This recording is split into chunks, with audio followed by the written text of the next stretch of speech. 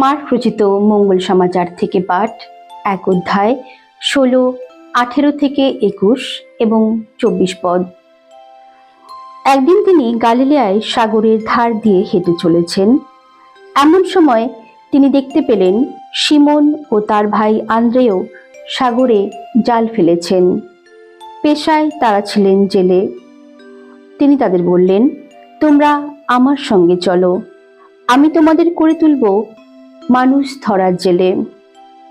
আর তারা তো তখনই তাদের জাল ফেলে রেখে যিশুর সঙ্গে চললেন। আরো কিছু দূর এগিয়ে গিয়ে তিনি জেবেদের ছেলে যাকব ও তার ভাই যোহনকে দেখতে পেলেন। তারাও নৌকায় ছিলেন, জাল সারাচ্ছিলেন। তখনই তিনি তাদের ডাকলেন, আর তারা পিতা জেবেদকে নৌকায় মজুরদের সঙ্গে রেখে যিশুর সঙ্গে চললেন।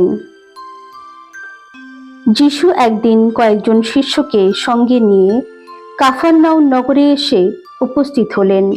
তার পরের বিশ্রামবারে তিনি সমাজগৃহে গিয়ে উপদেশ দিতে লাগলেন।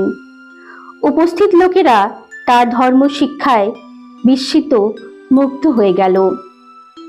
তিনি তো শাস্ত্রীদের মতন উপদেশ দিতেন না, দিতেন অধিকারপ্রাপ্ত মানুষেরই মতো।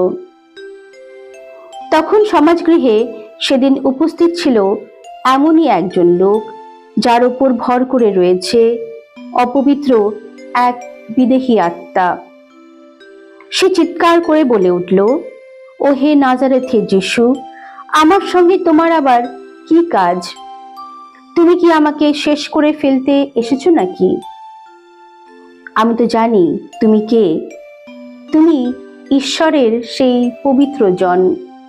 এই হলো প্রভু যীশু খ্রিস্টের মঙ্গল সমাচার।